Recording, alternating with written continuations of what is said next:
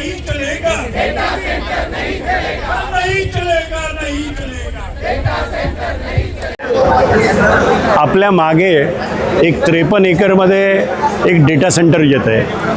आता आपल्याला समजून घेतलं पाहिजे की एका डेटा सेंटर आणि एक हायपर स्केल डेटा सेंटरमध्ये फरक आहे। इथे जे येतं ते एक AI जनरेशनसाठी हायपर स्केल डेटा सेंटर येणार आहे। एका हायपर स्केल डेटा सेंटरसाठी सर्वात जास्ती काय लागतं तर पाणी लागतं। ह्या ठाणे शहरात आपण 31 MLD पाणी ऑलरेडी कमी आपल्याला मिळतं आहे आणि आपले आयुक्त म्हणतात की 12 MLD पाणी आपण त्यांना प्रॉमिस केलं। आमचा पहिला आक्षेप त्याच्यावर आहे की यांना पाणी देताच कामा नाही। दुसरं 422 मेगावॉटच्या इलेक्ट्रिसिटी यांना पाहिजे। 192 जनरेटर्स या ठिकाणी आहेत। आमचा त्याला विरोध आहे।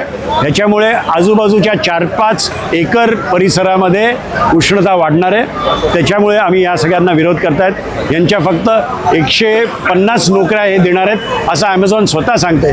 त्याच्यातही 100-125 तर फक्त सिक्युरिटीच्या आहेत। ह्या गोष्टीचा कुठेही फायदा ठाणेकरांना नाही।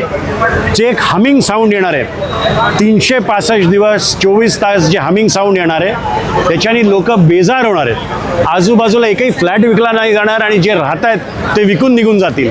या सगळ्या गोष्टी ठाणेकरांनाही कळल्या पाहिजेत, जगभर कळल्या पाहिजेत। महाराष्ट्र गव्हर्नमेंटचे डोळे उघडले पाहिजेत की ह्याला जी परवानगी दिली 8/2006च्या टाउनशिप ॲक्ट खाली ते इमिजिएटली रिवोक करा।